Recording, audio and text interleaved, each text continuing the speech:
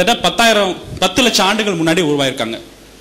முதல் மனிதன், அதுக்கும் பேரண்டாபிக் ஸ்டடியில் ப்ரூவ் பண்ண முதல் மனிதன், அதாவது மனித இனம் உருவானதுன்னா ஈஸ்ட் ஆப்பிரிக்கால முதல் மனித இனம் சொல்ற இரக்டஸ், ஹோமஸ் இரக்டஸ்னா குனிஞ்சி நடந்த மனிதன் நிமிர ஆரம்பிச்ச தருணம் எப்ப ஆரம்பிச்சதுன்னா 10,000 இயர்ஸ் சொல்லியிருக்காங்க. ஸோ நமக்கு ஒரே ஷாக்கிங்கா இருக்கலாம், எப்படிடா ஒரு யூனிசெல், அதாவது ஒரு மைக்ரோசெல்லுலர் லெவல்ல இருந்து ஒரு ஹைட்ரஜன் கார்பன் மாலிகுல்ல இருந்து உருவான பை சான்ஸ் உருவாச்சா? யாராவது ஜியோமெட்ரிக் ப்ரோக்ரஷன்ல மேப் போட்டாங்களா? யாராவது இந்த மாதிரி நடக்கணும்னு சொல்லிட்டு நம்மள ஆட்டி படைக்கிறாங்களான்னு நினைக்கலாம். எல்லாமே நேச்சுரல் செலெக்ஷன். நேச்சுரல் செலெக்ஷன்னா இப்போ நீங்க ஒரு டம்ளர் தண்ணி எடுத்து நீங்க வால்ல தூக்கி போடலாம். தூக்கி போட்ட அப்புறம் ஒரு ஃபார்மேட்டோ ஒரு டிசைன் உருவாகும். அதுக்கு ஒவ்வொரு இன்டர்பிரேஷன் நம்ம பண்ணிக்கலாம். இப்போ இந்த உருவம் லயன் மாதிரி உருவாயிருக்குன்னு நம்ம நினச்சிக்கலாம். இன்னொருத்தரை பார்த்துட்டு இது புலி மாதிரி இருக்குன்னு சொல்லலாம். இன்னொருத்தரை பார்த்துட்டு மிருகம் மாதிரி இருக்கான். அந்த நேச்சுரல் செலெக்ஷனுக்குனால தான் இவல்யூஷன் தியரி, இது இயற்கை சீற்றங்கள் இல்லை ஒரு பெரிய எக்ஸ்டர்னல் ஃபோர்ஸ் உருவாக்குன்னு நம்ம ஈஸியாக சொல்லலாம். ஆனால் ஏன் உருவாச்சு, யார் உருவாக்குனா, தண்ணி எப்படி தெளிச்சுது, எப்படின்னா நேச்சுரல் செலெக்ஷன். இந்த நேச்சுரல் செலெக்ஷன் தியரியை உள்வாங்கி இந்த தியரி இப்போ இருக்கிற ஜெனட்டிக் ஸ்டடி வழியாகவும் கார்பன் டேட்டிங் ஸ்டடியாகவும் ப்ரூவ் பண்ணி மனுஷனோட தோற்றத்தை பற்றி கன்ஃபார்ம்ட் ஆகி எவல்யூஷன் ஒரு சாப்டர் எல்லாருக்கும் கொடுக்க ஆரம்பிச்சாங்க. அந்த எவல்யூஷன் பற்றி சொல்லணும்னா பல்வேறு தடைகள், எங்கே போனாலும் தடைகள். ஏன்னா பைபிளை பொறுத்த வரைக்கும் 6000 வருஷம் முன்னாடி தான் மனுஷன் தோன்றான். 6 நாளில் கடவுள் உருவாயிட்டாருன்னு சொன்னார். அதே டிஸ்ப்ரூவ் ஆயிடுது. உலகம் உருவாகிறது 5 பில்லியன் இயர்ஸ் ஆயிருக்கு. அது கார்பன் டேட்டிங் ஸ்டடி ப்ரூவ் பண்ணியிருக்கு. இதை இப்போதான் மங்கி ட்ரையல் ஒன்று பண்ணாங்க. யூஎஸ்ல இப்போ இருக்கிற யூஎஸ் சொல்கிறோம், யுனைடெட் ஸ்டேட்ஸ் ஆஃப் அமெரிக்கா ரொம்ப அறிவியல் ரீதியான கண்ட்ரி எப்படி சொல்கிறோமே, ரொம்ப முட்டாள்தனமான கண்ட்ரி. ஏன் சொல்கிறேன்னா 1952 இந்த டார்வின் தியரி சொல்லியே கொடுக்கக்கூடாது, இந்த உண்மையை சொல்லிக் கொடுக்கக்கூடாதுன்னு மங்கி ட்ரையல் ஒரு டீச்சரை பனிஷ் பண்ணாங்க. ஏன் நீ பசங்களுக்கு அறிவியல் சொல்லி கொடுக்குற, ஏன் பேஷண்ட்டுக்கு மன இது கெடுக்கிற, சர்ச்சுக்கு எதிர்க்க கேஸ் போட்டாங்க. அதை உடச்செறிஞ்சு இந்த உண்மைகளை வெளிப்படுற தருணத்தில் நம்ம இருக்கோம். அது ஸ்லைடு. இது என்னன்னு தெரியுமா? இது எல்லார் கையிலும் இருக்கு. இது உங்களோட முடியில இருக்கு, இது உங்களோட செல்ல இருக்கு, இது உங்களோட கண்ணில் இருக்கு, வாயில இருக்கு, மூக்கில் இருக்கு, இன்டெஸ்டைன்ஸ்ல இருக்கு. உங்க டிஷ்யூவை நான் கேரியோடைப்பிங் எலக்ட்ரான் மைக்ரோஸ்கோப்ல போட்டேன்னா இது பேர் தான் குரோமோசோம்ஸ். அதாவது நம்மளோட ஜெனட்டிக் மெட்டீரியல், ஒரு செல் அணுக்களே ஜெனட்டிக் மெட்டீரியல் கம்ப்ரஸ் ஆகி ரிஃப்ளெக்ஷன் ஆயிருக்கு. இப்போ நம்ம நினைக்கலாம், எங்கள் அப்பா அம்மாவுக்கு டயபெட்டிஸ் இருந்தது, எனக்கு டயபெட்டிஸ் வருமா? வரதுக்கான வாய்ப்புகள் இருக்கு.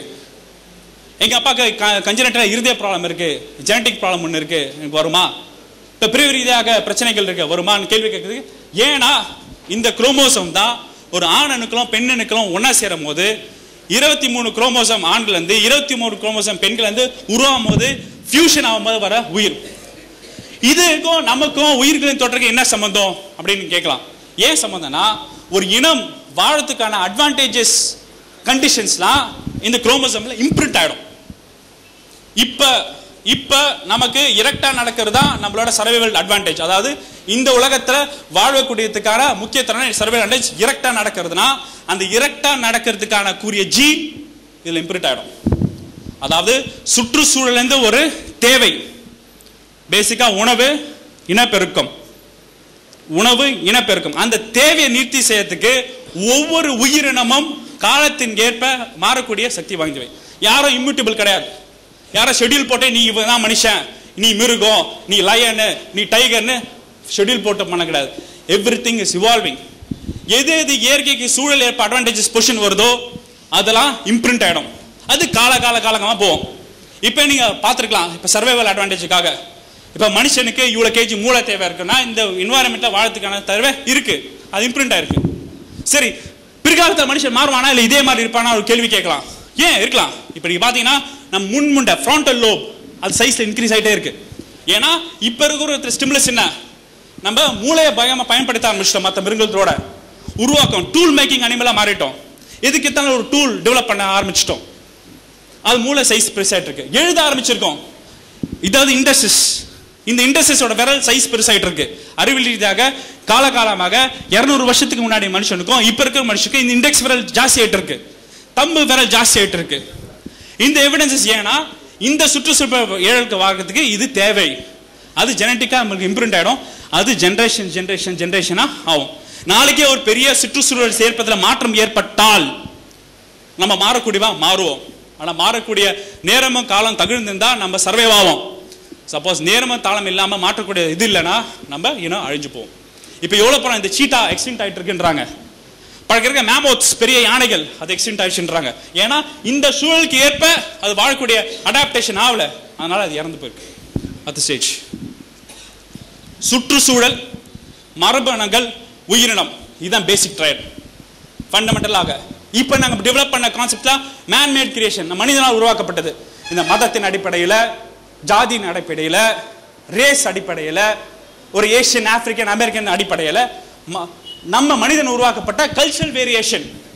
இது பயாலஜிக்கல் வேரியேஷன். எங்க மட்டும் ஃபண்டமெண்டல் தான் ஒரு சுற்றுப்புற ஸ்டிமுலஸ், அதுக்கேற்ப மறுஅடுப்பு சேஞ்சஸ், அதுக்கப்புறம் உயிரினம் உருவாக்கம். நெக்ஸ்ட் ஸ்லைட் போடுங்க. அடிப்படை இதுதாங்க இனப்பெருக்கம். நான் ஒரு பெண்ணோட உடலுக்கு இருந்தா என்னோட ஸ்பெர்ம்ஸ், பல்லாயிரக்கணக்கான ஸ்பெர்ம்ஸ் ஒரு ஓவம்ல போய் ஃபியூஸ் ஆகி குழந்தை பிறக்கணும். நான் பர்பஸ், என்னோட பர்பஸே ப்ரொக்ரியேஷன். இதுதான். நீங்க நாய்க்குட்டிகளை பார்க்கலாம், இதுதான் அடிப்படை. குரங்கினத்தை பார்க்கலாம், இதான் அடிப்படை. பூச்சி புழுக்களை பார்க்கலாம், இதான் அடிப்படை. இனப்பெருக்கின் அடிப்படையில் வாழ்ந்து கொண்டு இருக்கிறோம். யார் அதை செலக்ட் பண்றா? இறைவன் செலக்ட் பண்றானா? ஒரு காட் மேலேருந்து நீ மனுஷனா நீ வாழ் அப்படி செய்யப்படுறா? ஏன் நீங்க நாய்கள்லாம் இன்னைக்கு வந்து ஏன் பள்ளிக்கு வரல? நாய்கள்லாம் அழிச்சுட்டு ஆர்டர் கொடுக்குறாங்களா? ஏன் குரங்கெல்லாம் கோயிலுக்கு போல, குரங்கெல்லாம் அழிஞ்சு போன ஆர்டர் கொடுக்குறாங்களா? ஏன் மனுஷனுக்கு மட்டும் உள்ள ரெகுலேஷன்ஸ் பார்த்தீங்கன்னா அது இயற்கை தேர்வு. இந்த சுற்றுப்புறல் சேர்வை வாழறதுக்கான அத்தியாயங்கள் நம்ம அடாப்ட் பண்ண நம்ம உயிர் வாழ்வோம், இல்லாமல் போயிடும். இப்போ கூட குளோபல் வார்மிங் சொல்றோம். குளோபல் வார்மிங்னா மனுஷன் வந்து கண்ணா பின்னான்னு வெப்பமயமாபல பண்றான். இண்டஸ்ட்ரீஸ் டெவலப் ஆயிடுச்சு. ஒரு 10 பேர் இருக்கிறத 10,000 பேர் இருக்கும். இப்போ போலார் கேப்ஸ்லாம் மெல்ட் ஆகிட்டு வருது. மெல்ட் ஆகும்போது பாடி டெம்பரேச்சர் ஏறுது, சாயில் டெம்பரேச்சர் ஏறுது, மண்ணோட டெம்பரேச்சர் ஏறுது. அந்த டெம்பரேச்சர் ஏறும்போது நம்ம 37 டிகிரி செல்சியஸ்ல வாழ்ந்து கூட ஸ்பெர்ம் ப்ரொடியூஸ் பண்றதுக்கு ஆண் விந்து, அதாவது ஸ்க்ரோட்டம் வேற பை இருக்கு பாத்தீங்கன்னா தனியா இருக்கு. ஏன் தனியா இருக்குன்னா ஸ்க்ரோட்டத்தோட ஸ்கின்னே வேற மாதிரி இருக்கும். மற்ற தோலோட பாத்தீங்கன்னா நம்ம கொட்டைவில் இருக்கிற ஸ்கின் ஏன் வேற மாதிரி இருக்குன்னா டெம்பரேச்சர் ரெகுலேஷனுக்காக. நம்ம உடம்போட ஒரு -2 டிகிரி செல்சியஸ்ல பாடி டெம்பரேச்சர் போனாதான் ஆண் விந்து உருவாகும், இல்ல ஆண் விந்து உருவாகாது. அதனாலதான் இன ரீதியாக வயிற்றுக்குள்ள இருந்த ஆண் விந்து ப்ரொடக்ஷன் சென்டர் ஸ்க்ராட்டம் பேக் வந்து இறங்கி நமக்கு பையில வந்து தனியா இங்க நிக்குது. குளிர்காலத்தப்போ சுருக்கம் ஏற்படும், வெப்ப காலத்துல ரிலீஸ் ஆகும். அது இயற்கைக்கு ஏற்பட்ட அடாப்டேஷன். அந்த இயற்கைக்கு ஏற்பட்ட அடாப்டேஷனால தான் இன்னைக்கு ஸ்பெர்ம் ப்ரொடக்ஷன் பண்றோம். இப்ப பாத்தீங்கன்னா குழந்தை பிறப்பான தன்மை சதவீதம் 1902 வந்து 2-3% இருந்து இப்போ வந்து 57% ஆயிருக்கு. ஏன்னா இந்த வெப்பமய குளங்களை இந்த டெம்பரேச்சர் ரெகுலேஷன்ல ஆண் அணுக்கள் விந்து செக்ரேஷன் வந்து கம்மியாகுது. அப்பலாம் ஆண் விந்து செக்ரேஷன் கம்மியாகிற தருணம் யார்கிட்ட இருக்கு? இயற்கையோட சூழலும் உருவாற்று சுற்றுச்சூழல் மனிதனால மாற்றி அமைக்கப்பட்டு நமக்கு நாமளே தேடிட்டு முயற்சினால தவிர நாளைக்கு ஒரு எக்ஸ்டர்னல் இன்ஃப்ளூயன்ஸோ ஃப்ளோஸோ உங்களுக்கு ஆல்ட்ரேஷன் பண்ணது இதுவும் இல்லை. அடுத்த ஸ்லைட். இதான் ஃபேமஸ் பேட்டர்ன். நீங்க பாத்தீங்கன்னா இதுவும் நம்மளோட இஜிப்சியன்ல இருந்து இருக்கிற சயின்டிஸ்ட், பயாலஜிக்கல் சயின்டிஸ்ட் இந்த பிக்சரை புரியுறதுக்காக ரிஃப்ளெக்ட் பண்ணாரு. எப்படி ஒரு காமன் ஆன்செஸ்டர் ஹோமினிட், அதாவது செகண்டா இருக்க போற ஹோமினிட் எப்படி மனுஷனை உருவாக்கணும் அப்படின்னு உள்ள செஞ்சுரிஸ் எவ்வளவு வருஷங்கள் ஆச்சு. அந்த கார்பன் டேட்டிங் ஸ்டடி சொன்னல கிட்டத்தட்ட 40 மில்லியன் இயர்ஸ் முன்னாடி, 14 மில்லியன் இயர்ஸ் முன்னாடி, 15 million years, 2.5 lakh, 2.5 lakh, 70,000, 35,000 years அப்ப எப்படி ஹோமஸ் இரெக்டஸ், அதாவது ஹோமஸ் இரெக்டஸ் வந்து எப்படி ஹோமோ சாப்பியன்ஸ் உருவானக்கான தருணம். இந்த ஸ்டேஜிங்க வந்து இஜிப்சியன்ல இருக்கிற இதே அப்துல் முசாஃபர் பேர் சரியா தெரியல, அவர் வந்து இந்த எக்ஸ்பெரிமெண்ட் மாடலை வந்து ப்ரூவ் பண்ணி ரிஃப்ளெக்ட் பண்ணார். Next stage. இதுக்கு அடையாளம் இருக்கா, இதுக்கு ப்ரூஃப் இருக்கான்னு கேட்பீங்க. எஸ், இதான் பல்வேறு வருஷங்களுக்கு முன்னாடி ஸ்கல்ஸ் எடுத்து எக்ஸ்பெரிமெண்ட் பண்ணாங்க. எப்படி பாதுகாப்பு 4 வருஷம் முன்னாடி, 3 மில்லியன் வருஷம் முன்னாடி, 2 மில்லியன் வருஷம் முன்னாடி, 1 மில்லியன் வருஷம், 10,000 வருஷம் முன்னாடி, இப்போ பிரசன்ட் ஜெனரேஷன் ஸ்கல் வடிவமைப்புகள் எப்படி பரிணாம வளர்ச்சி உருவாக்குறாரு எடுத்துக்காட்டு. Next slide please. இது அதோட ரிஃப்ளெக்ஷன். எப்படி ஒரு ஆதிகாலை அதுக்கு சொல்றீங்களா குரங்குல வந்தானே, குரங்குக்கு முன்னாடி இருக்க மூதாயிரம் வந்த இப்போ எக்ஸிஸ்டிங் மனுஷனுக்குள்ள ஸ்கல்லோட வேரியேஷன்ஸ். இது கிட்டத்தட்ட இது டெவலப் ஆகிறதுக்காக ஒரு ஆதி காலத்தில் வந்து வருவதற்காக 6 மில்லியன் இயர்ஸ் ஆச்சு. அதாவது 6 மில்லியன் 60 லட்சம் ஆண்டுகள் ஒரு மனிதன் மாற்றம் இயற்கை சூழலுக்கு மாற்றத்தில் டெவலப் ஆச்சு. அடுத்தது ஏன் அடிப்படை கேள்வி ஒன்று இருக்கும். ஏன் நம்ம மட்டும் பேண்ட் ஷர்ட், நம்ம மட்டும் டெக்னாலஜி, நமக்கு மட்டும் ஏசி, நம்ம மட்டும் திங்கிங் கெப்பாசிட்டி, நமக்கு மட்டும் ஒரு கடவுள், நமக்கு மட்டும் ஒரு ரூல்ஸ் அண்ட் ரெகுலேஷன்ஸ் உருவாச்சுன்னு ஒரு அடிப்படை கேள்வியை கேட்கலாம். இப்ப உணவு தட்டுப்பாடு வந்து மரங்கள்ல வந்து உணவு தட்டுப்பாடு ஏற்படும் போது ஒரு குரூப், இந்த ஹோமினிட்ஸ் குரூப் வந்து கீழே இறங்கி மணல்ல நிலத்துங்களை உணவு தேட ஆரம்பிச்ச போதுதான் இரக்ட் போஸ்டர், அதாவது குனிஞ்ச போஸ்டர் இரக்ட் போஸ்டருக்கு டெவலப் ஆனோம். ஏன்னா மரத்துல பழம் பிடிக்கிறதுக்காக நம்ம அடாப்டேஷன் வந்து பிடுங்கிறதுக்காக போஸ்டர் கையா இருக்கட்டும் காலா இருக்கட்டும். இப்ப நம்ம மணலை இறங்கி மடங்கி போறதுனால, மணலை இறங்கினால முதுகெலும்பு வந்து நிமிர ஆரம்பிச்ச உடனே கை ஃபீராஜ். ஸோ அப்ப இருக்க இந்த விலங்கிடம் வந்து சில காட்டு உணவுக்காக மிருகங்களை அடிச்சு சாகும் போது மிருகங்கள் கிட்ட இருக்கிற கூர்மையான எலும்பு அவனுக்கு வந்து ஒரு டூலா பயன்படுத்துது. டூலா ஒரு கருவி. எதுக்கு கருவி? வேட்டையாடுறதுக்கான உருவான கருவி, உணவை பறிமுறுதல் உருவான கருவி, அப்புறம் சின்ன சின்ன எதிர்த்து தாக்குதல் ஆன கருவிக்காக அந்த எலும்புகளை பயன்படுத்த ஆரம்பிச்சான். எலும்புகளை கருவிகளை பயன்படுத்த ஆரம்பிச்சும் போது நெருப்பு உருவாச்சு. அப்ப இருக்க கடல்ல ஏற்பட்ட நெருப்பு சீற்றமோ, ஒரு வால்கனோ இரப்ட் ஆகி அதுல இருக்கிற நெருப்பு சீற்றத்திலையும் கல்ல தேய்ச்சி உள்ள நெருப்பு சீற்றம் நெருப்பு உருவாக்கலாம். நெருப்பு உருவாக்கணும்னு உணவை அதை சமைக்க ஆரம்பிச்சு எளிதா சாப்பிடக்கூடிய தருணம் வந்துருச்சு. மனுஷனுக்கு இந்த மாதிரி கருவி பயன்படுத்த உடனே தொடங்க ஆரம்பிச்ச உடனே தான் அவன் அறிவு பயன்பட்டது. இப்ப ஸ்டிமுலஸ், இப்ப நீங்க பாத்தீங்கன்னா இப்ப டிமென்ஷியா பேஷண்ட்ஸ்க்குலாம் என்ன எக்ஸ்பிளைன் பண்ணோம்னா சின்ன சின்ன மேக்ஸ் ப்ராப்ளம்ஸ் கொடுப்போம். இப்ப நம்ம குழந்தைங்க வந்து யாராவது ஜீவன டிலிக்வென்ட் இருக்கும். இப்போ ஒரு இந்த பேபி இருக்கு பாருங்க, ஐக்யூ கம்மியான பேபிக்கு படம் போட்டு ஸ்டிமுலஸ் கொடுப்போம். ஏன் அந்த படம் போட்டு ஸ்டிமுலஸ்னா பிரெயினுக்கு உபயோகப்படுத்த தான் பிரெயின் ஆக்டிவேட் ஆகும். அந்த ஆக்டிவிட்டி வந்து ஒரு கருவி பயன்படுத்த ஆரம்பிச்ச பிற்பாடு தான் மனுஷனுக்கு பிரெயின் ஆக்டிவிட்டி உருவாச்சு. சோ கருவி உபயோகப்படுத்த மேலும் மேலும் இன்னொரு மிருகம் இருக்க கருவி பயன்படுத்த தொடங்க மனுஷனுக்கு வந்து ஹர்ட் பிஹேவியர் டெவலப் பண்ணான். ஹர்ட் பிஹேவியர்னா இப்ப பாருங்க, இன்னைக்கு இந்த ஹால்ல நீங்க எல்லாரும் ஒரு சமுதாயத்தில் சேர்ந்து ஹர்டா நீங்க வந்து நிக்கிறீங்க. ஒரு ஹர்ட்னா ஒரு குரூப். இந்த குரூப் பிஹேவியர் எதனாலதான் உணவு தேடுதல், மறுபடியும் அடிப்படை தேவை உணவு தேடுதல், தன் இன அழிக கூடாதுன்னு ஒரு நோக்கு இயற்கையாக செலக்ட் பண்ணனால உணவு தேடுறதுக்காக டீம் பண்ணான். டீம் பண்ணும் போது அவன் கம்யூனிகேஷன் ஆகும்ல, அப்ப வோக்கல் சவுண்ட்ஸ் ரெடியூஸ் பண்ணான். வோக்கல் சொன்னா ஆ ஏ பின்னு மோனோசிலபிள் சவுண்ட்ஸ். உணவுக்காக வேட்டையாட தன்னோட இமோஷன்ஸை வெளிப்படுத்த அந்த சவுண்ட்ஸ் டெவலப் பண்ணான். சவுண்ட் அதாவது குரல் எழுப்புதல், பிறகு மொழியாக மாறுது. கருவி உற்பத்தி நம்மளோட மூல வளர்ச்சிக்கு முக்கிய அத்தியாயமா உருவானது. பிறகு பரிணாம வளர்ச்சிக்கு மனுஷன் நிலையா நிக்கிறதுக்கு இது தேவைப்பட்டது. இந்த மூணுமே குரங்கு இனத்துக்கோ இல்லனா சிங்க இனத்துக்கோ இல்லனா புலி இனத்துக்கோ உருவாச்சுன்னா அவங்களுக்கு இதே மாதிரி இயற்கை அடாப்டேஷனான அட்மாஸ்பியர் இருந்ததுன்னா இன்னைக்கு சிங்கம் கூட நம்ம ஆட்சி செய்யலாம். நம்மள அந்த மாதிரி ஸ்டிமுலஸ் உருவாகல. அது நமக்கு உட்பட்ட காரணத்தை வந்து நேச்சுரல் செலக்ஷன், இதுக்கு ஏதோ பெரிய டிவைன் ஃபோர்ஸ் தான் அது மாறிச்சு டிவேட் ஆச்சுன்னா கிடையாது. ஒரு நேச்சுரல் செலக்ஷன் மூலம் வாழ்ந்துருக்கும். இப்போ கூட நம்ம பார்க்கலாம், நம்ம வீட்டில் யாருக்காவது பெரியவங்களுக்கு ஸ்ட்ரோக் பேஷன்ஸ் பார்த்தா ஸ்ட்ரோக் மண்டையில் அடிப்பட்டதுன்னா என்னாகும், இந்த பகுதியில் ரத்த கூட அடைப்பு ஏற்பட்டதுன்னா கை கால் விழுந்து போயிடும். கை கால் விழுந்ததோட மூளை சிந்திக்கிற சிந்தனை இழந்துடும். சிந்தனை சினிமா பேச்சு நின்று போயிடும். வாய்க்கு பேச்சு நின்று போயிடும். இன்னும் அடிப்படை அப்பனா உலகம் உருவாகும் போது, மனிதன் உருவாகும் போது, மனிதன் வந்து மனுஷனா இது சிவிலைஸ் உள்ள வாழத்துக்கு 3 சென்டர் ஒன்னா டெவலப் ஆயிருக்கு. ஸ்பீச் அதாவது பேச்சு, அவன் டூல் மேக்கிங் பிஹேவியர் கருவி உற்பத்தியான முயற்சி, அவன் ஃப்ரான்டல் லோப் முந்தின சிந்தனை. இது மூணுமே ஒரே நேரத்தை உருவாகிறதுக்காக ஒரே ரத்த குழா பிளட் சப்ளை பண்ணுச்சு. அந்த ரத்த குழா தான் மண்டையில் இருக்க மிடில் செரிப்ரல் ஆர்டரின்னு. ஸோ ஒரு பேஷண்ட் சக்கரை நோயில் பிரஷர் நோயில் அடைப்பு ஏற்பட்டா அவனுக்கு ஒரே நேரத்தில் கை கால் விழுந்து போகுது, ஸ்பீச் போகுது, ஹையர் ஃபங்க்ஷன் போகுது. இது ஸ்ட்ரோக்கு என்ன எவல்யூஷன் இண்டிகேஷன்னா இந்த 3 சென்டருமே மிருகத்திலிருந்து மனுஷன் வந்து வேறுபடுறதுக்காக தேவைப்பட்டது 3 சென்டர்.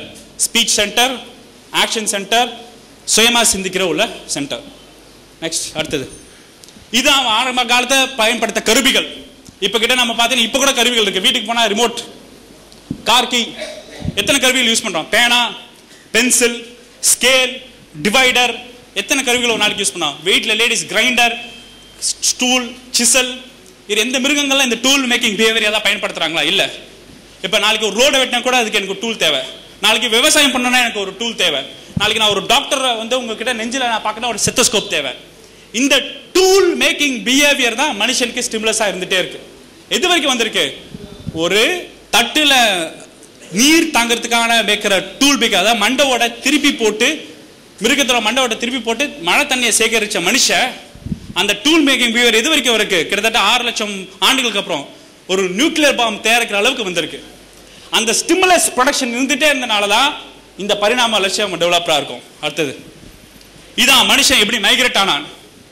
இதை வந்து ஆர்கியாலஜிக்கல் ஸ்டடியில் வந்து ப்ரூவ் பண்ணது.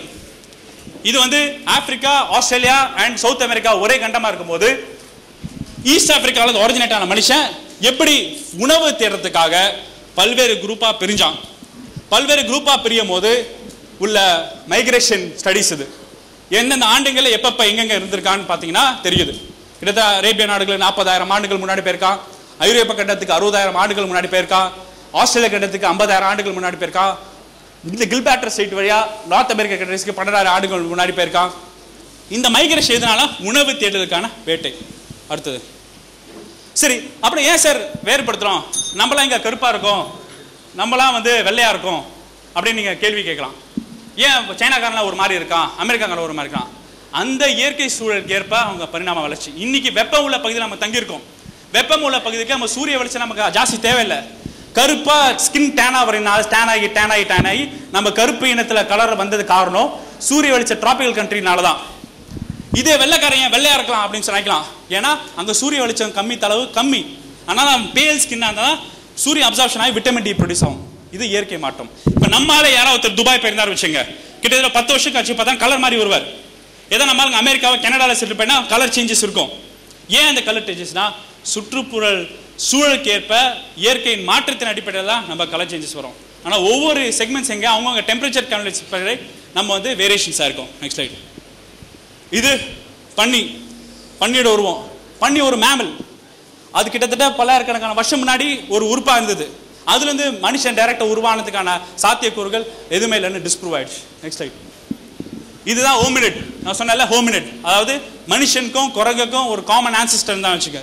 அது அந்த ஹோமினிட் எப்படி இரெக்ட் போஸ்டர் ஆகி உள்ள மனுஷன் வந்து நிமித்தியா நிற்கிறான். அது slide.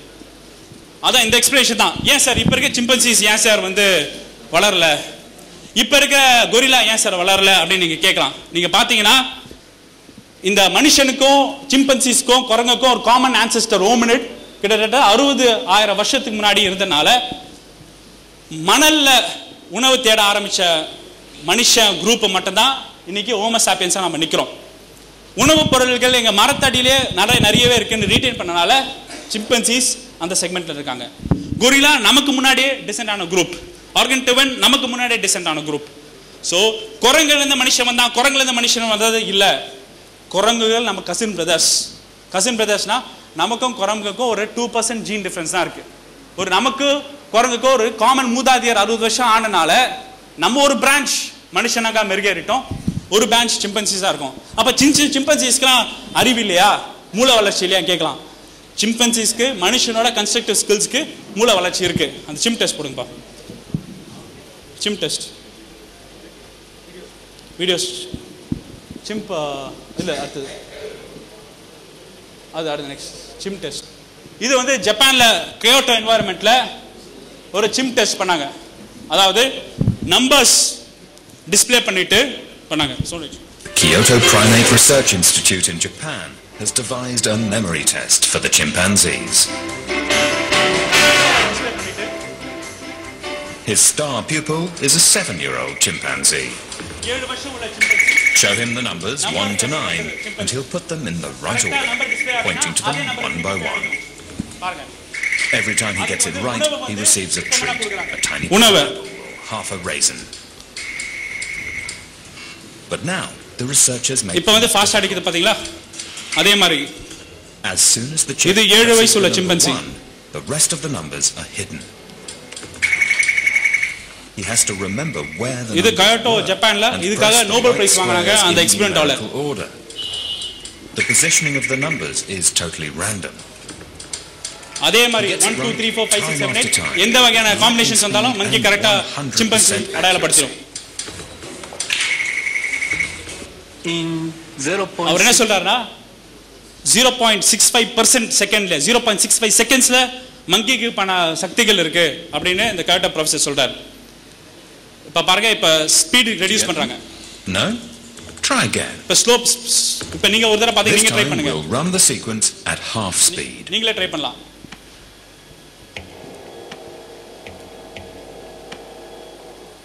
still too difficult?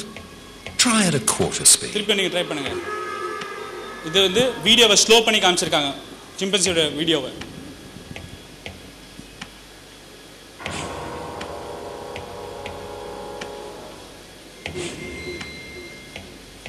Back to full speed and you get an idea of how extraordinary this chimpanzee's memory is. இது இப்ப நம்ம குழந்தைகளுக்கு பண்றாங்க 8 வயசு உள்ள குழந்தைகளுக்கு அவங்களால பண்ண முடியுதா பார்க்கறாங்க 8 வயசு ஆண் குழந்தை பெண் குழந்தை பண்றாங்க நமக்கு கஷ்டமா இருக்கு. We've asked some 9-year-olds to have a go. They take a lot longer studying the numbers before they start. And even then, most of the time, they only get 4 or 5 right. முடியல நம்ம நினைச்சிட்டோம் குரங்கெடுத்து நம்ம தான் புத்திசாலி இல்ல. Occasionally, அவங்க வர்க்க வாழ்க்கையில அவங்க அறிவியல் ரீதியா இருந்திருக்காங்க. Abstract inferences food generationக்காக இன்னும் chimpanzees என்ன வாழ்ந்துட்டு இருக்குன்னா அதுக்கு சர்வைவல் அட்வான்டேஜ்னால தான். அடுத்த ஸ்லைட் போடுங்க. அடுத்த நெக்ஸ்ட் ஸ்லைட். அறிகுறிகள் சரி இவ்வளவு சொல்லிட்டீங்க சார் உண்மைமா நமக்கு இல்ல ஏதாவது அறிகுறிகள் இருக்கா அப்படின்னு நீங்க கேட்கலாம். உண்மையில நம்மளோட ரத்த அணுக்கள் நம்ம அமீபா மாதிரி தான் ஆக்ட் பண்ணிட்டு இருக்கு. WBC செல்னு ஒன்று இருக்கு. அந்த WBC செல் வந்து நம்ம கிருமிக்கு ஏத்தா போல தான் இருக்கு. ஃபெர்டிலைசேஷன் வீடியோ போடுங்க.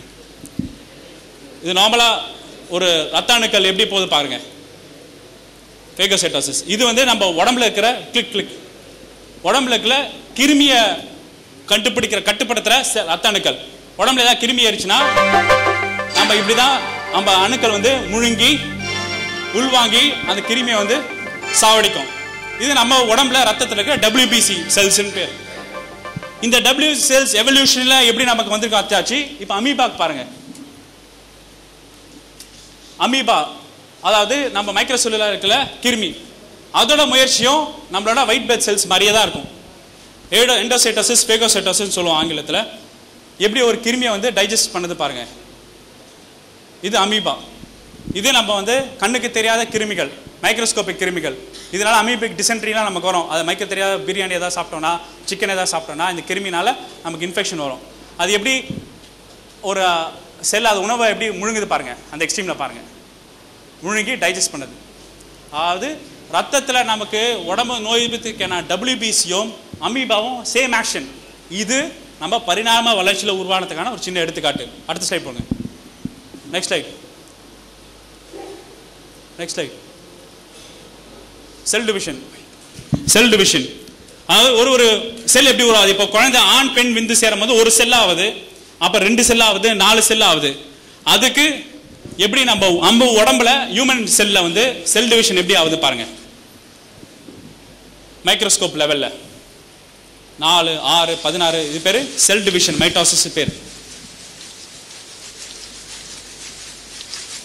அடுத்தது பாக்டீரியல் செல் growth பாருங்க. அதாவது பாக்டீரியா கிருமி காத்துல பர பல்லாயிரக்கணக்கான ஜெனரேஷன் முன்னாடி மனுஷனுக்கு முன்னாடி உருவான கிருமியோட தன்மையை பாருங்க. Bacteria reproduce very rapidly by doubling their contents and splitting in two. So நம்ம இருக்கிற செல் உருவாகிறதுக்கும் ஒரே முயற்சி பாக்டீரியாக்கும் ஒரே முயற்சி தான். 5000 billion bacteria in one day. அடுத்த ஸ்லைட் போங்க. அடுத்த ஸ்லைட். இதுதான் நான் சொன்னேன். இப்போ ஒரு பெண் நிர்ணயிக்கல உங்களுக்கு ஆண் குழந்தை பிறக்குதா பெண் குழந்தை பிறக்குதான்னு. நான் ஆண் தான் நிர்ணயிக்கிறான். அதுக்கு எடுத்துக்காட்டு பார்த்தீங்கன்னா நமக்கு 46 குரோமோசோம்ல 23 குரோமோசோம்ல XY குரோமோசோம் 2 செக்ஸை டிட்டர்மைன் பண்ற குரோமோசோம். ஆண்களுக்கு XY இருக்கு, பெண்களுக்கு பார்த்தீங்கன்னா XX இருக்கு. இப்போ நம்ம வந்து உடல் உறவு சேரும் போது நமக்கு ஸ்பெர்ம்ல ஒரு X இல்லைன்னா ஒரு Y தான் போகும். பெண்களுக்கு பார்த்தீங்கன்னா ஒரு X மட்டும் தான் இருக்கும். இப்போ ஒரு Xோட நம்ம ஆண் விந்து X குரோமோசோம் கேரி பண்ற ஆண் விந்து போய் சேரும் போது XX என்ன பிறக்குது? பெண் குழந்தை பிறக்குது. அதே ஆண் விந்துல வந்து Y குரோமோசோம் நம்பர் ரிலீஸ் பண்ணனா அந்த Y குரோமோசோம் பெண் கொடுக்கிற X குரோமோசோம் சேர்ந்தா XY அது ஆண் குழந்தை நிர்ணயிக்குது. அப்பனா ஆண் பெண் நிர்ணயிக்குது ஒரு சூப்பர் நேச்சுரல் சக்தியோ கடவுள் சக்தியோ கிடையாது. அந்த பெண்ணோட சக்தியோ கிடையாது. நம்ம தான் 100க்கு நம்ம தான் ஒரு ஆண் குழந்தை பெண் குழந்தைக்கு முக்கிய காரணமே நம்ம தான். நம்ம என்ன பண்றோம்? வீட்டில் இருக்க பெண்களை போட்டு அடிக்கிறோம், திட்டுறோம். ஏன் நீ இப்படி பொம்பளை குழந்தைய பெற்றுட்டு இருக்க, ஆண் குழந்தைய பிறக்க மாட்டேறான தப்பு, நம்மளே திட்டிக்கணும் அப்படி நீங்க வருத்தப்பட்டீங்கன்னா. அடுத்த நெக்ஸ்ட் ஸ்லைட். இப்போ பார்த்தீங்கன்னா நம்ம ஆண் விந்து எப்படி போய் பெண் ஓட்டையை போடுது ஃபர்டிலைஸ் பண்ணுறது பார்ப்போம். நெக்ஸ்ட் ஸ்டெப் போங்க. ஃபர்டிலைசேஷன் கிளிக் பண்ணுங்க.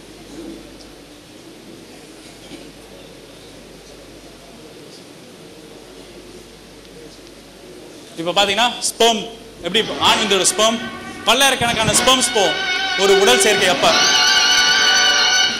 பல்லாயிரக்கணக்கான ஸ்பெர்ம்ஸ்.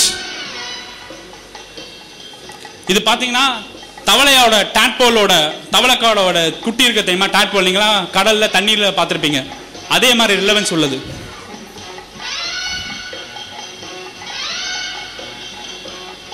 இப்போ பெண்ணோட முட்டை அதாவது இது எல்லாமே பெண் உடல் உறுப்புகளை நடந்து கொண்டிருக்கிற மாற்றங்கள். இது எலக்ட்ரான் மைக்ரோஸ்கோப் வழியா நிர்ணயிக்கப்பட்டது.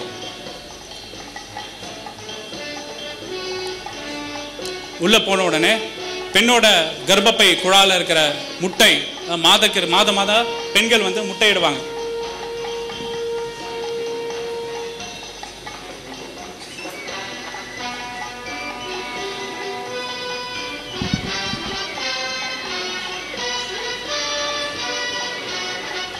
இதான் ஒரே ஒரு ஸ்பெர்ம் தான் ஃபர்டிலைஸ் ஆகும்.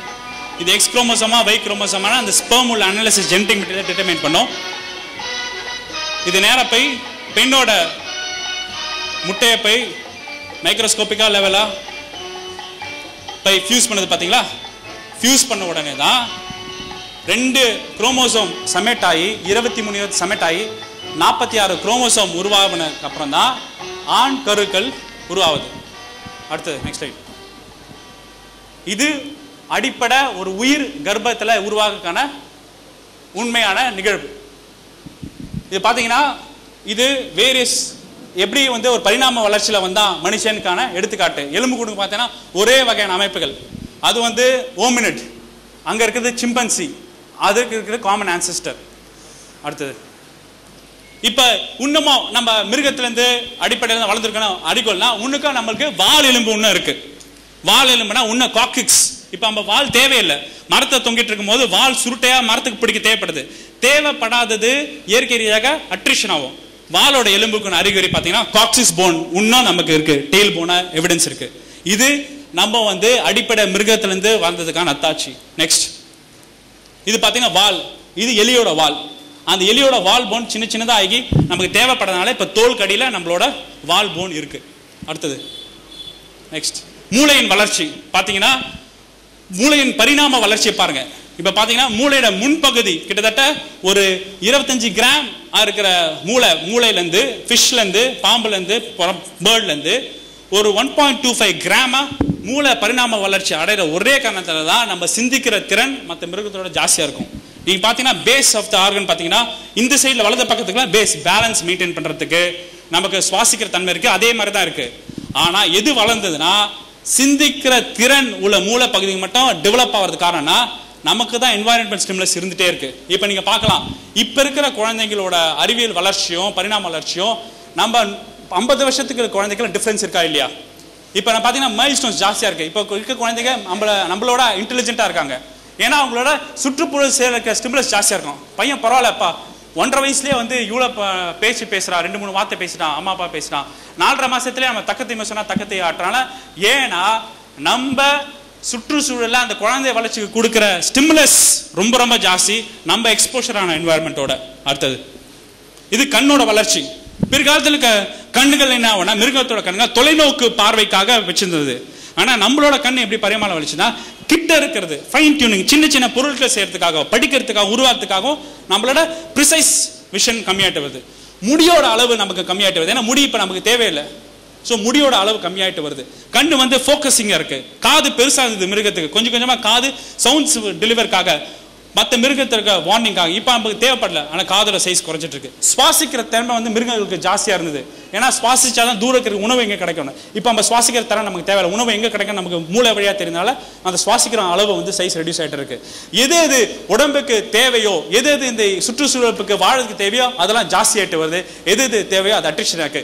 இங்கே நிர்ணயிக்கிறது வந்து சுற்றுச்சூழலும் மரபணுக்களும் நம்ம சுற்றி இருக்கிற ஹோஸ்ட் என்ற தவிர ஒரு எக்ஸ்டர்னல் ஃபோர்ஸ் எதுவும் கிடையாது. அடுத்தது இது அப்பெண்டிக்ஸ். நம்ம நிறைய ஆபரேஷன் டாக்டருக்கு போவோம், அப்பெண்டிக்ஸ் இருக்கு சார், அப்பெண்டிக்ஸ் இருக்கு சார். அப்பெண்டிக்ஸ் என்ன? அப்பெண்டிக்ஸ் வந்து ஒரு காலத்துல நம்ம வந்து மிருகங்களுக்கு கீரை காய்கறிகள செரிமானக்கூடிய உறுப்பு. இப்ப பார்த்தீங்கன்னா இப்ப கீரை காய்கறியோட நம்ம கிட்டத்தட்ட 100-200 மடங்கு கீரை காய்கறிகளை சாப்பிட்டு இருந்த இனம். இப்ப நம்ம வந்து 100-200 மடங்கு வந்து கம்மியானனால அது உபயோகப்படுத்தினால அது ஒரு வெஸ்டிஜியல் ஆர்கன், உபயோகப்படுத்த ஆர்கனா அப்பெண்டிக்ஸ் மாறுது. அது சரி பாருங்க, இது பாருங்க, அந்த அப்பெண்டிக்ஸ் வந்து நம்மளோட கீழ் உள்ள மிருகங்களுக்கு எவ்வளவு பெருசா இருக்கு பாருங்க.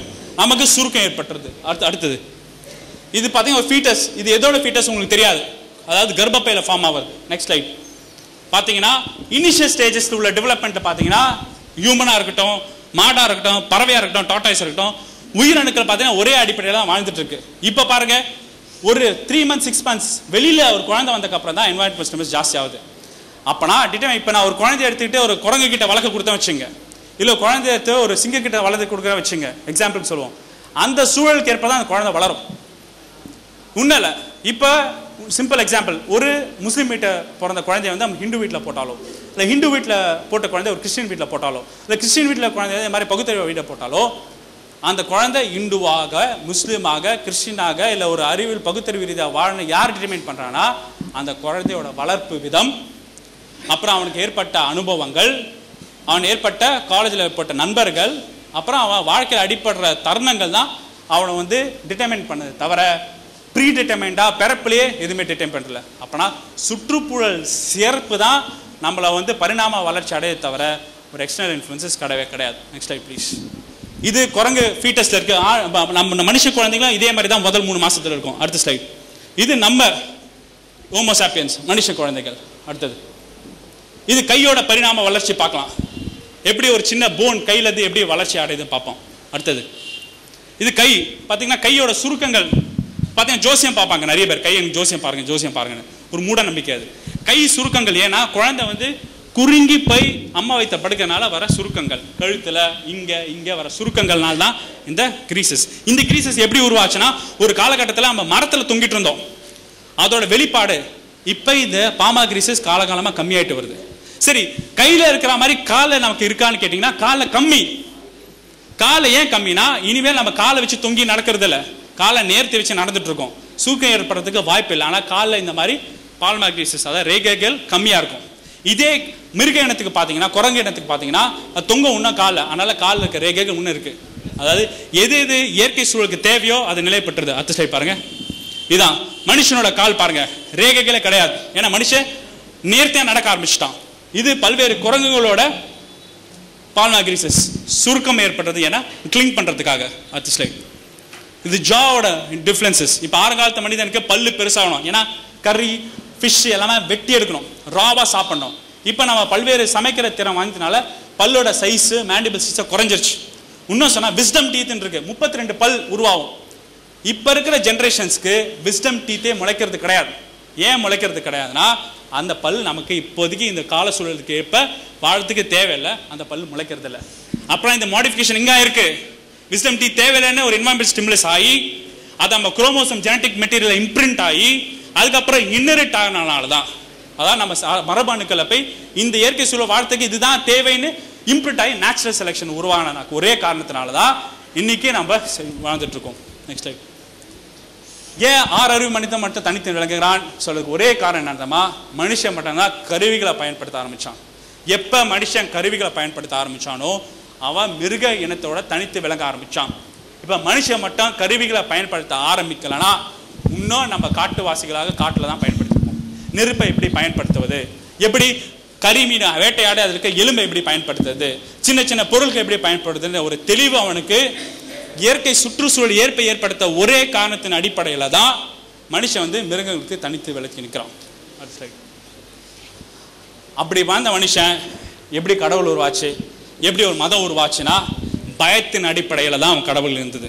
நெருப்ப கடவுளா வணங்கினா, நிலத்தை கடவுளா வணங்கினா, தண்ணி வெள்ளத்துக்கு அப்புறம் தான் பயம்தான் ஒன்று பயம். அப்புறம் எது அவனுக்கு உணவு கொடுக்கும் அதை ரெண்டும் வணங்க ஆரம்பிச்சான். சூரியன் தெரியும் வணங்குறான், விவசாயம் பண்ணி மணலை வணங்குறான், நிலத்தை வணங்குறான், ஒளியை வணங்குறான். ஒளி இப்போ நம்ம சொல்ற பார்த்தீங்கன்னா எல்லா மதத்திலும் பண்ண ஒளி தான் ஐதியம், ஒளி தான் ஐதியம்னா அவன் நல்லா தெரியும். சூரியன் வந்து இருந்தாதான் நம்ம செடி கொடிகளை வந்து குளோரோஃபில் சின்தசிஸ் ஆகி விவசாயம் பண்ண முடியும். சூரியன் முழுமையாக இருந்து போச்சுன்னா ஒன்றுமே பண்ண முடியாது நல்லா தெரியும். ஒளி, ஒன்று உணவுக்கு தேவையான ஒளியை வழங்கினா, இல்லை பயத்தின் அடிப்படையில். இப்போ நீங்கள் பார்த்தா இந்து மதத்தில் பாம்பு கடவுளாக இருக்கும், யானை கடவுளாக இருக்கும். எது எது பார்த்து பயந்தானோ அதெல்லாம் அவன் கடவுளாக மாற்றினான். அப்படி பயந்து கடவுளாக மாற்றினால தான் பிறகு நதியோரம் செட்டில் ஆகி விவசாயம் பண்ண ஆரம்பித்தோடனே அந்த விவசாயிக்க மக்களுக்கு ஒரு வழிமுறை, வாழ்க்கை நெறிமுறை தேவைப்பட்டது.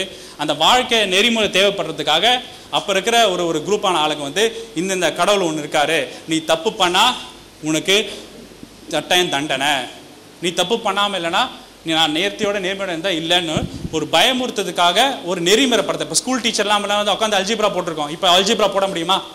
இப்போ ஸ்கூலில் டிக்னாமெட்ரி உட்காந்து போட்டிருப்போம், ஸ்கூலில் பாடம் படிச்சிருக்கோம், எக்ஸாம்ஸ் ஒன்று தான் உட்காந்து படிக்கிறோம். ஒரு டிசிப்ளின் கொண்டு வரதுக்கான ஒரு முயற்சியை வந்து அது பிற்காலத்தில் ரிலிஜனாக மாறிச்சு. அந்த ரிலிஜனை வந்து ஒவ்வொரு மனுஷனுக்கு ஏற்ப ஒரு டிவியேஷன் இருக்காங்க. இங்கே நம்ம மதத்திலே பார்க்குறேன், ஒருவருக்கும் ஒரு கட். ஐயா சொன்ன மாதிரி முட்சாலெட் ஸ்கூல் இருக்கு. முட்சாலெட் ஸ்கூல் வந்து முழுக்க இஸ்லாம் சமுதாயத்தை ரேஷனலிஸ்ட் எங்களை மாதிரி கருத்துக்களை தீவிரமாக பரப்பின முட்சாலெட் ஸ்கூல் இருந்திருக்கு, அறிவியல் பயிற்சி பண்ணியிருக்காங்க. அதே மாதிரி ஹர்மத் குரூப் வந்து பார்த்தீங்கன்னா இருக்கு.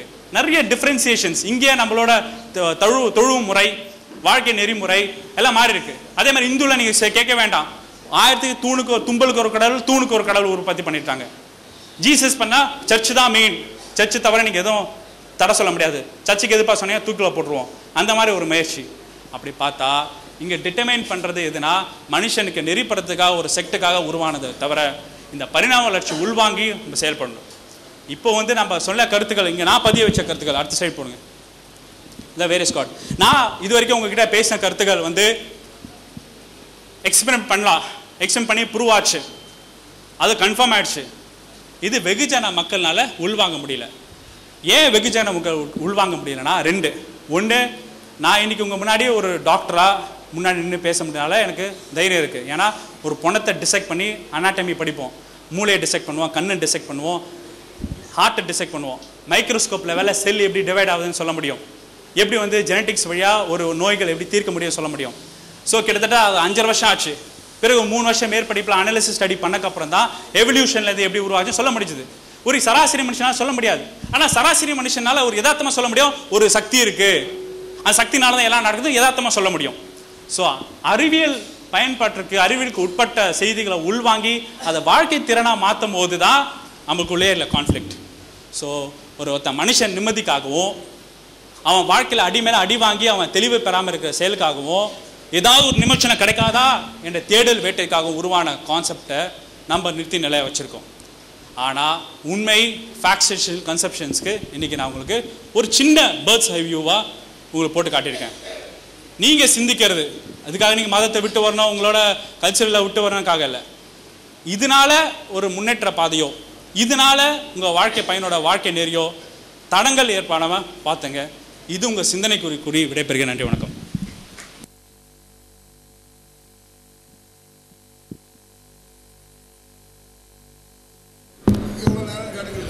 இந்த நேரத்துடையவர்கள் சார்பாக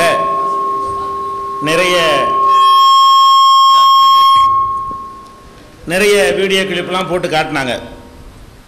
ஆனால் ஒட்டுமொத்தமாக நீங்கள் பார்த்தீங்கன்னா நான் என்னுடைய முதல் உரையில் என்ன கேட்டனோ அதுக்கு பதிலே வரவே இல்லை. நம்ம என்ன கேட்டோம்னு சொன்னால், அதாவது பெருவெடிப்புனால தான் இந்த பிரபஞ்சம் உண்டானது, இதுக்கு ஆதாரமே தேவை கிடையாது, நம்ம அதை மறுக்கக்கூடியவர்கள் கிடையாது. கேள்வி அதுக்கு தான் உள்ள நேரம் காட்டினாங்க. எது விவாதத்துக்கு உரியது இல்லையோ, எது நீங்கள் நாங்கள் வந்திருக்கிற எல்லாரும் ஏற்றுக்கொண்டு இருக்கிறோமோ அதுக்கு போய் ஆதாரம் காட்ட தேவையே கிடையாது. கேள்வி என்ன, இந்த முதல்ல ஒன்று வெடிச்சிட்டீங்களே அது எப்படி வந்தது, அதுதான் கேள்வி. அதுக்கு கடைசி வரைக்கும் அவங்க என்ன செய்யலை, ஆன்சர் பண்ணவே இல்லை. இதை வச்சு கடவுள் இல்லைன்றலாம் நிரூபிக்கவே முடியலை. அவங்க என்ன சொல்கிறாங்கன்னு கேட்டால், சில படங்களை காட்டுறாங்க, அவ்வளோ கிராஃபிக்ஸ், அது அதாவது குரங்குலேருந்து வந்த மாதிரி மீன் மாறுற மாதிரி காட்டுறாங்களே, நம்ம என்ன கருத்தை நினைக்கிறோமோ அது மாதிரி கிராஃபிக்ஸ் உண்டாக்கலாம். மனுஷன்லேருந்து குரங்கு வர்ற மாதிரி கூட படம் போடலாம். குரங்குலேருந்து மனுஷன் வர்ற மாதிரி போடாமல் முதல்ல மனுஷனை போட்டு அப்புறம் அது குரங்கா மாறுற மாதிரி கிராஃபிக் பண்ணால் அப்படி போட்டு காட்டலாம். இதெல்லாம் வந்து பிரபஞ்சம் வெடிக்கிறதுலாம் கிராஃபிக் தான் உழவும். இது சும்மாவே சொல்லலாம், இது எவிடன்ஸ்ன்னு நீங்கள் எடுத்துடக்கூடாது. நீங்கள் அவங்க காட்டின படம் காட்டினோன்னே என்னமோ நிஜமாகவே மீனுக்கு இப்படி ரெக்கம் முளைக்கிறது, மீனுக்கு இப்படி கால் வந்ததெல்லாம் அப்படி இருந்ததை படம் எடுத்துகிட்டு வந்திருக்காங்க நீங்கள் புரிஞ்சிடக்கூடாது. அவர்கள் என்ன கருத்தை சொல்ல நினைக்கிறாங்களோ அல்ல அவரை மாதிரி உள்ளவர்கள் என்ன கருத்தை சொல்ல நினைக்கிறாங்களோ அது மாதிரி கிராஃபிக்கில் தயார் பண்ணி என்ன செய்வாங்க, அந்த கார்ட்டூன் படமெல்லாம் பார்க்குறீங்கல்ல, அது மாதிரி தான், அது மாதிரி உண்டாக்கப்பட்டது தான் அவங்க போட்டு காட்டியிருக்கிறாங்க. இது சும்மாவே இது வந்து போட்டு காட்டல ஒரு பொறுப்புலாம் ஒன்றும் கிடையாது. அவங்க நினைச்ச கருத்தை ஒரு பாடம் பிள்ளைகளுக்கு சின்ன பிள்ளைகளுக்கு வழங்குறதுக்காக வேண்டி படம் போட்டு சொல்கிற மாதிரி உள்ளது தான். மேட்ரு என்ன தெரியுமா, அறிவுங்கிறது வேற, அறிவியல் வேற. இது வந்து அவங்க பகுத்தறிவாளர்னு சொல்லக்கூடியவங்களுக்கு விளங்கவே இல்லை. அறிவியல் வேற, அறிவு வேற. அறிவியலை எப்படி அணுகணுங்கிறது அது முக்கியமான ஒரு விஷயம்.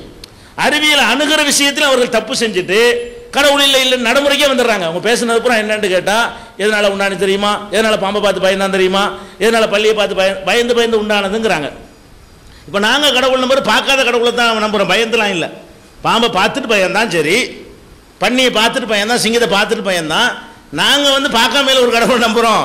அப்போ பயந்து தான் உண்டானதும் இருக்கலாம். பேசிக் அது கிடையாது. அவங்க சொன்னது பூரா என்னன்னு கேட்டால், அவர் சில அறிவியலை கலந்து அறிவியலுக்கு மாற்றமானதையும் கலந்து அதுலேருந்து எடுக்கிற முடிவுல எல்லாம் தப்பு தப்பாக பண்ணுறாங்க. அதான் அவங்களுடைய பெரிய மிஸ்டேக் என்ன தெரியுமா, உதாரணத்துக்கு எடுத்துக்கிறீங்களேன், அவங்க அறிவியல் அணுகிற விதத்தை தப்பு சொல்கிறேன் பாருங்க.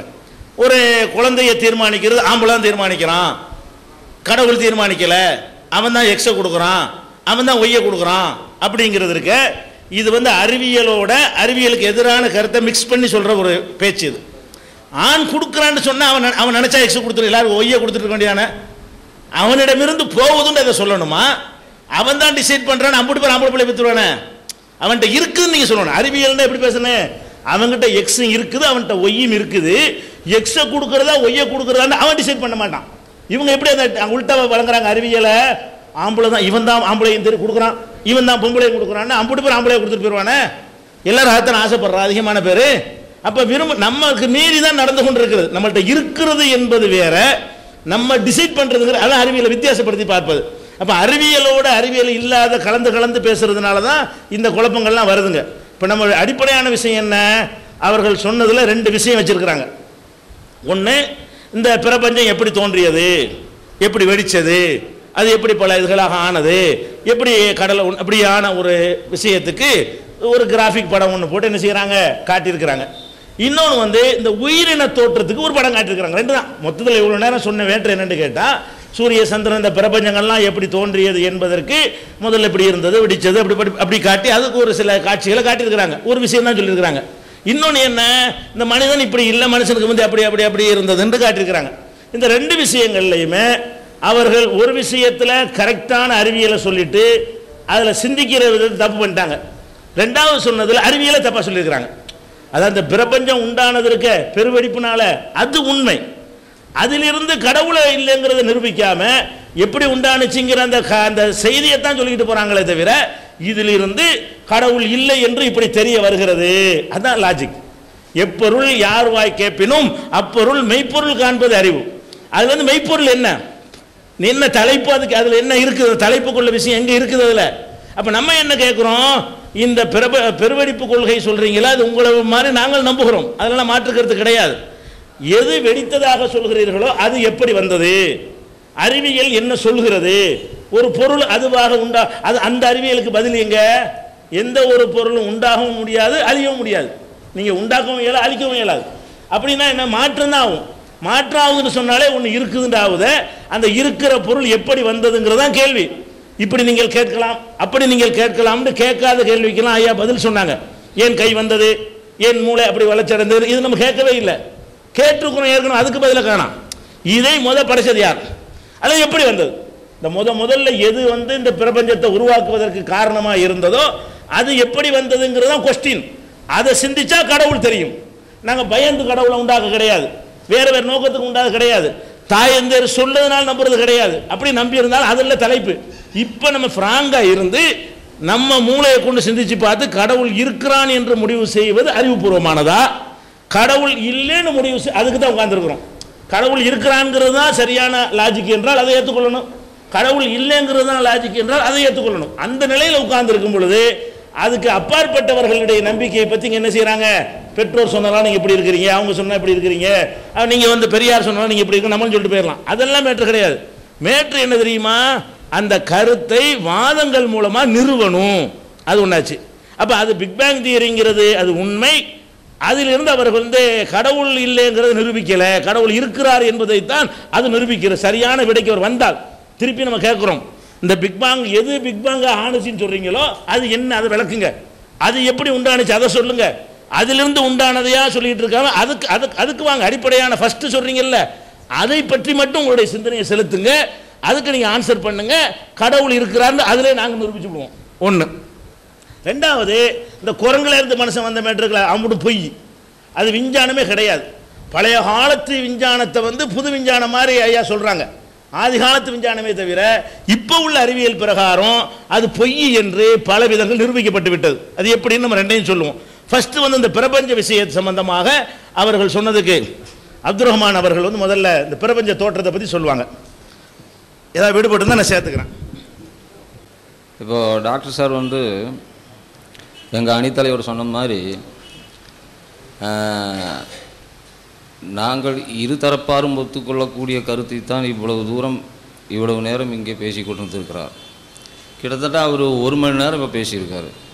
அதில் நம்ம பார்த்தோம்னா கடவுள்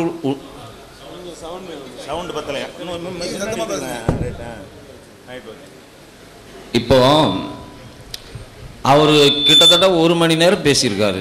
இந்த 1 மணி நேரம் பேசுனதில் நம்முடைய தலைப்பு என்ன அப்படின்னு கேட்டிங்கன்னாக்கா, கடவுள் உண்டு என்பது முஸ்லிம் தரப்பினுடைய வாதம், இல்லை என்பது உங்களுடைய தரப்பினுடைய வாதம். இல்லை என்பதற்குண்டான ஆதாரங்களை எடுத்து வையுங்கள் என்று கூறினால், ஒரு கல்லூரியில் வகுப்பாசிரியர் அல்லது ஒரு பேராசிரியர் பாடம் நடத்துவதை போன்று செல் எப்படி வேலை செய்து,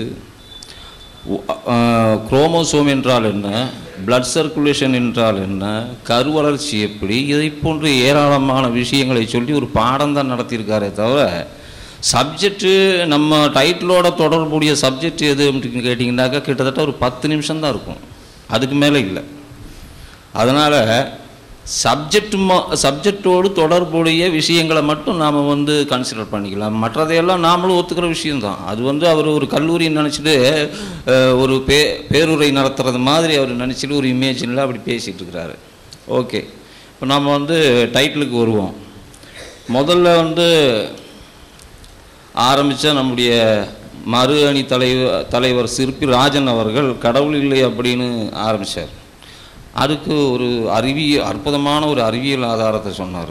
என்ன ஆதாரம் அப்படின்னு கேட்டிங்கன்னா, இப்போ நமக்கெல்லாம் உடம்புக்கு சரியில்லாமல் போயிடுச்சுன்னா நம்ம என்ன பண்ணுறோம், கடவுள்கிட்டயே போய் ட்ரீட்மெண்ட் எடுத்துக்கிறோம், டாக்டர்கிட்ட தானே போய் ட்ரீட்மெண்ட் எடுத்துக்கிறோம். அதனால் கடவுளே இல்லை, கடவுள் இருந்தால் அங்கே தானே போவோம், டாக்டர்கிட்டலாம் போகிறோம் அப்படின்னு அவர் கேட்டார். சரி, மனுஷன் வந்து டாக்டர்கிட்ட போய் ட்ரீட்மெண்ட் எடுத்துக்கிறான். மனுஷன் இல்லாத விலங்குகள்லாம் எந்த டாக்டர்கிட்டயே போகிறான்? அப்போ அவங்களுக்கெல்லாம் கடவுள் இருக்கா? டாக்டர்கிட்ட போகிறதுனால கடவுள் இல்லை அப்படின்னு சொல்கிறதா இருந்துனாக்கா, மனுஷனுக்கு மட்டும்தானே கடவுள் இல்லைன்னு சொல்ல முடியும். மனுஷன் தானே டாக்டர்கிட்ட போகிறான். மற்ற விலங்குகளுக்கெல்லாம் நோய் வந்தால் எப்படி போகுது? கடவுள் தானே ஹீலிங்கு, எந்த டாக்டர்கிட்ட போகுது? அடுத்தாப்புல நம்ம டாக்டர் ஒரு தியரியை சொன்னார். கடவுளை மறுக்கிறதுக்கு கிட்டத்தட்ட ஒரு 10 நிமிஷம் பேசியிருக்காருல்ல, அதில் அவர் ஒரு தியரியை சொன்னார். இந்த பிரபஞ்சம் எப்படி உண்டாயிடுச்சு அப்படின்னு கேட்கும்போது நீங்கள் வந்து இறைவன் படைத்ததாக சொல்கிறீங்க.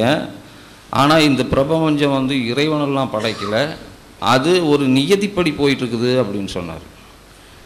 அப்போ கடவுள் இல்லை அப்படின்னு சொல்கிறதுக்கு அவர் எடுத்து வைக்கிற வாதம் என்னன்னு கேட்டிங்கன்னா, எது ஒரு நியதிப்படி போயிட்டுருக்கோ, அதாவது ஃபிசிக்கலாக அடிப்படையில் போய்கிட்டு இருக்கோ, அதையெல்லாம் கடவுள் உருவாக்கலை அப்படின்ற ஒரு அடிப்படையில் சொல்கிறாரு. இப்போ நாம் வந்து விமானம் போகிறத பார்க்குறோம்.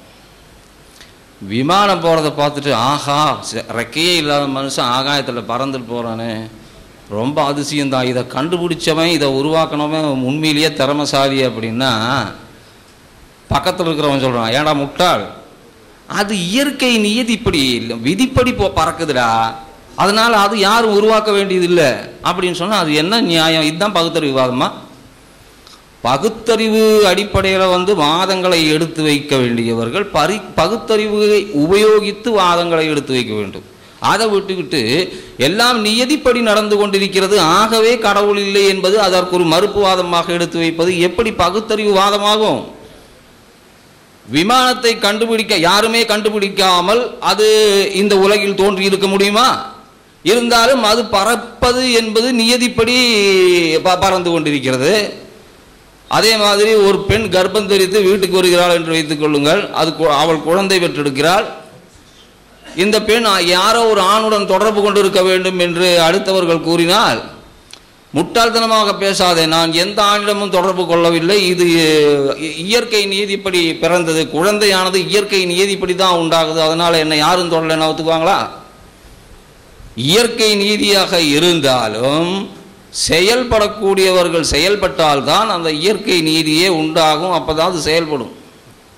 ஆகவே அந்த லாஜிக்கெல்லாம் எடுத்து தள்ளி வச்சிட்டோம்னா நம்ம சயின்டிஃபிக்கலாக வரக்கூடிய விஷயம் ஒரு சில விஷயங்கள் தான். அதில் இப்போ பிக் பேங், இப்போ டாக்டர் சார் என்ன சொன்னார் அப்படின்னாக்கா, ஆரம்பத்தில் 2 பொருட்கள் இருந்தன. அந்த 2 பொருட்கள் ஒன்றோடு ஒன்று மோதும் போது ஏற்பட்ட பெரிய வெடிப்பு ஆற்றல் தான் படிப்படியாக உலகம் உருவானதுக்கு காரணம் அப்படின்னு சொல்கிறாரு. ஆனால் நாங்கள் ஒப்பந்தம் போடும்போது என்ன சொன்னாங்க அப்படின்னு கேட்டிங்கன்னா, இந்த பிரபஞ்சம் சூன்யத்தில் உருவாச்சு, சூன்யத்திலிருந்து தானாக உருவாச்சு அப்படின்னு ஒப்பந்தத்தில் சொன்னாங்க. அதுக்கப்புறம் யோசிச்சிருப்பாங்க போல இருக்குது, அப்படி சொன்னால் ஒன்றும் சரி வராது போல இருக்குது, இவங்க நம்ம மாட்டிக்கிட்டால் என்ன பண்ணுறது அப்படின்னு சொல்லி போட்டு தான் இப்போ இப்படி மாற்றிருக்காங்கன்னு நினைக்கிறேன். எப்படியோ சூன்யத்திலிருந்து வந்தாலும் சரி, 2 பொருட்கள் மோதி வந்தாலும் சரி, 2 பொருட்கள் மோதி வந்தால் என்று கூறினாலே எங்கள் அணித்தலைவர் சொன்னது போல் அந்த 2 பொருள் எப்படி வந்துச்சு முதல்ல இருக்குல்ல. அப்போ நீங்கள் அங்கேருந்து தானே ஆரம்பிக்கணும். கடவுள் உலகத்தை படைக்கல அப்படின்னா 2 பொருட்கள் மோதி அதிலிருந்து தான் பேரண்டம் உருவாச்சு அப்படின்னு சொன்னீங்கன்னாக்கா இந்த 2 பொருட்கள் எப்படி வந்துச்சு? அதுக்கு நீங்கள் பதில் சொல்லுங்க. அதை சொல்லலை, அதுக்கு உங்ககிட்ட பதில் கிடையாது. 2 பொருள் எப்பவுமே இருக்கு அப்படின்னு சொல்லுவீங்க. இதெல்லாம் இப்போ பிக் பேங் தியரி கண்டுபிடிச்சதுக்கு அப்பால் சொல்லக்கூடிய வாதங்கள். இதுக்கு முன்னாடி இருந்த வாதம் என்ன தெரியுமா? நம்ம பிகினிங்க்கு போகிறோம். பகுத்தறிவு வாதம் என்றால் என்ன அப்படின்றத பிகினிங்க்கு போகிறோம். நாம் இந்த நாம் வாழக்கூடிய இந்த உலகமும் இது உள்ளிட்ட இந்த சூரிய மண்டலமும் இந்த பிரபஞ்சம் எல்லாம் கடவுள் தான் படைத்தாரு அப்படின்னு சொல்லி போட்டு கடவுள் நம்பிக்கை உள்ளவர்கள் சொன்னால் அவங்க அடுத்த கேள்வி என்ன கேட்குறாங்கன்னாக்கா, கடவுள் அது எல்லாம் கடவுள் படைக்கல, அது சும்மா தானாக வந்துருச்சு அப்படின்னு சொல்லி போட்டு சொன்னாங்க. அப்போ நாம் சொன்னோம், தானாக எப்படி வரும்? யாராவது படைக்காமல் இந்த பிரபஞ்சம் வராது இல்லை, எந்த பொருளுமே வராது, நம்ம கண்ணு முன்னாடியே நாம் பார்க்குறோம். எந்த பொருளுமே யாரும் உருவாக்காமல் உருவாகிறது இல்லை. அப்படி இருக்கும்போது இந்த பிரபஞ்சத்தை உருவாக்குனதுக்கு ஒரு கடவுள் வேணுமில்ல. இந்த பிரபஞ்சமே ரொம்ப பெருசாக இருக்குது, அதனால தான் அதை உருவாக்கின நபரனை எல்லாம் வல்லவன் ஆற்றல் உள்ளவன் கடவுள்னு நாம் சொல்கிறோம். அப்படின்னு சொன்னால் பிரபஞ்சத்தை எல்லாம் யாரும் உண்டாக்க வேண்டியதில்லை, அது தானாக உண்டாகும். கடவுள் யாராலும் படைக்காமல் இந்த பிரபஞ்சம் உண்டாகாது, கடவுள் தான் படைத்தார் என்று கூறினால் கடவுளை யார் உருவாக்குனது? இந்த கேள்வியை கேட்டாங்க. இப்போ நாம் சொன்னோம், கடவுளை யார் உருவாக்குனாங்கன்ற கேள்விக்கு போய் பிரயோஜனம் இல்லை. ஏன்னாக்கா கடவுள் என்றைக்குமே உள்ளவன், என்றைக்குமே உள்ள ஒருவனை யார் படைத்தான் என்று கேட்பது தவறான கேள்வி. ஏன்னா இன்ன டேட்டில் தான் கடவுள் உண்டாக்கப்பட்டார் அப்படின்னு சொன்னால் அதுக்கு முன்னாடி இல்லைன்னு தானே அர்த்தம். ஆனால் நாம் சொல்கிற கடவுள் யார் அப்படின்னு கேட்டிங்கனாக்கா, முஸ்லீம்கள் நம்பக்கூடிய கடவுள் யார் அப்படின்னு கேட்டிங்கனாக்கா அவன்தான் முதல். அந்த கடவுள் எல்லாத்துக்கும் முதலாக இருக்கக்கூடியவர், அதாவது அவர் என்றுமே இருக்கக்கூடியவர். அதனால் அவரை யாரும் உருவாக்க வேண்டியதில்லை அப்படின்னு சொன்னோன்னே இவங்க என்ன சொன்னாங்க அப்படின்னாக்கா, பேரண்டமும் யாராலும் உருவாக்கப்பட வேண்டியதில்லை, அதாவது இந்த பிரபஞ்சம் யாராலும் உருவாக்கப்பட வேண்டியதில்லை, அது என்றைக்குமே இருக்கக்கூடிய ஒன்றுன்னு சொன்னாங்க. என்றைக்குமே இருக்கக்கூடிய ஒன்று, அதனால் அந்த உலகத்தை யாரும் உண்டாக்க வேண்டியதில்லை, அதாவது இந்த யூனிவர்ஸை யாரும் உண்டாக்க வேண்டியதில்லை, அது என்றைக்குமே இருக்கக்கூடிய ஒன்றுன்னு சொன்னாங்க. இப்போ தலை கீழே திரும்பி போச்சு. இப்போ என்ன சொல்கிறாங்க அப்படின்னாக்கா, பிக் பேங் அப்படின்னு ஒரு தியரியை இன்ட்ரடியூஸ் பண்ணியிருக்கிறாங்க. அந்த பிக் பேங் என்ற தியரியிலிருந்து என்ன சொல்கிறாங்க அப்படின்னா, இந்த மிகப்பெரிய பிரபஞ்சமானது சூன்யத்திலிருந்து தோன்றிச்சு, அது தோன்றி கிட்டத்தட்ட 2000 கோடி வருஷம்தான் ஆகுது, அதுக்கு முன்னாடி இல்லை அப்படின்னு சொல்லி போட்டு சொல்கிறாங்க. இப்போது இந்த 2000 கோடி வருஷங்களுக்கு முன்னால் இந்த உலகம் தோன்றியிருந்தால் அதுக்கு முன்னாடி அது இல்லைன்னு தானே அர்த்தம். பிக் பேங் தியரியை நீங்கள் ஒத்துக்கிறீங்களா இல்லையா? பிக் பேங் தியரியை ஒத்துக்கொள்ளக்கூடியவர்கள் 2000 கோடி வருஷத்துக்கு முன்னால இந்த உலகம் எங்க இருந்துச்சுன்னு சொல்லணும். 2 பொருட்கள், அது ஹைட்ரஜனா இருக்கட்டும் அல்லது ஹைட்ரஜனுடைய நியூக்ளியா இருக்கட்டும், ஏதேனும் 2 பொருட்கள் மோதி இது உண்டாயிற்று என்று கூறினாலே அந்த 2 பொருட்களுடைய சோர்ஸ் நீங்க இன்னும் சொல்லலையே, அது எங்க இருந்து வந்துச்சு? ஒன்று சூன்யத்திலிருந்து வந்துச்சுன்னு சொன்னா சூன்யத்தில் அங்கே உங்களுடைய தீரி அடிபட்டு போச்சு. ஒப்பந்தம் போடும்போது அப்படிதான் போட்டோம். அவங்களுடைய நிலைப்பாடு என்ன, நம்முடைய நிலைப்பாடு என்ன? சூன்யத்திலிருந்து தானாக இந்த உலகம் தோன்றியது அப்படின்னு தான் ஒப்பந்தம் போடுறது. ஆனால் சூன்யத்திலிருந்து உலகம் தோன்றியது அப்படின்னு சொன்னாலே தீரி அடிபட்டு போயிடுச்சு. ஏன்னா சூன்யத்திலிருந்து எதுவுமே தோன்றாது. அப்படின்னாக்கா பேரண்டமே இல்லைன்னு அர்த்தம். பேரண்டமே இல்லை அப்படின்னா இந்த உலகமும் இல்லைன்னு அர்த்தம். இந்த உலகமும் இல்லை அப்படின்னாக்கா இங்கே உட்காந்துட்டு இருக்க நாமெல்லாம் இல்லைன்னு அர்த்தம். நாமெல்லாம் இருக்குன்றதும் உண்மை, இந்த உலகம் இருக்குன்றதும் உண்மை, அதனால இந்த பிரபஞ்சம் இருக்குன்றதும் உண்மை. அப்படி இருக்கும் பொழுது சூன்யத்திலிருந்து தோன்றியது அப்படின்னு சொன்னால் அதை ஒரு காலம் ஏற்றுக்கொள்ள முடியாது. அங்கேயே தியரி அடிபட்டு போச்சு. அப்போ 2 விஷயம், ஒன்று சூன்யத்திலிருந்து தோன்றிச்சு அப்படின்னு சொன்னாலே அடிபட்டு போயிடுச்சு, அதல்லது ஏதேனும் ஒரு 2 பொருட்கள் மோதியதின் விளைவாக உண்டாச்சு அப்படின்னாலும் அடிபட்டு போச்சு. இப்போ உண்மையிலே அறிவியல் என்ன சொல்லுது அதுதான் நாம் பார்க்கணும். 2 பொருட்கள் மோதியதின் அடிப்படையிலையா அல்லது சூன்யத்திலிருந்து தோன்றிச்சா அப்படின்னு. இப்போ 1900களுக்கு முன்னால், அதாவது 1929க்கு முன்னால் வரைக்கும் இந்த பிரபஞ்சம், அதாவது அண்ட சராசரங்களையும் உள்ளடக்கி இருக்கக்கூடிய இந்த பிரபஞ்சம் ஸ்டாட்டிக்காக இருக்குது. அதாவது அதில் மாற்றமே இல்லாத மாறா நிலையில் இருந்துக்கிட்டு இருக்கு அப்படின்னு ஒரு தியரி விஞ்ஞானிகள் கூட நம்பிக்கிட்டு இருந்தாங்க. விஞ்ஞானிகள் கூட அந்த கருத்தை நம்பிக்கிட்டு இருந்த போது நியூட்டன் அப்போ தான் தோன்றாரு. நியூட்டன் வந்தார். நியூட்டனை பற்றி கிட்டத்தட்ட எல்லாருக்கும் தெரியும். அந்த நியூட்டன் அவர் கிரகங்களின் சஞ்சாரங்களை எல்லாம் சரியாக கணித்து இதெல்லாம் இந்த உலகம் எப்படி செயல்படுகிறது அதுக்குண்டான விதிகளை எல்லாம் கண்டுபிடித்த பொழுது அவர் சொன்ன கருத்து gravitation force, universal gravitation force, இந்த பேரண்டத்தில் இருக்கக்கூடிய அனைத்து பொருட்களையும் ஒரு கண்ணுக்கு தெரியாத ஆற்றல் பிணைத்திருக்கிறது அப்படின்னு சொன்னார். சரி, இதுக்கு உதாரணம் இப்போ பூமி இருக்குது. சூரியனுக்கு பார்த்தீங்களா, இப்போ சூரியன்லேருந்து 15 கோடி கிலோமீட்டருக்கு அப்பால் பூமி இருக்குது.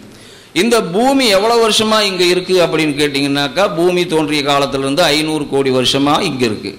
அப்படின்னாக்கா இந்த பூமி சும்மாவாக இருக்குது? இல்லை, அது பூமி சூரியனை சுற்றி வந்துக்கிட்டே இருக்குது. இது ஏன் இப்படி சுற்றி வந்துக்கிட்டே இருக்கணும்? அதுக்கு நகரக்கூடிய பொருளாக இருந்தால் ஓடி போயிடக்கூடாதா அப்படின்னு கேட்டால் இல்லை, சூரியனுடைய ஈர்ப்பாற்றல் அதை தன்னை சுற்றி வரும்படி செய்திருக்கிறது அப்படின்னு சொல்கிறார்.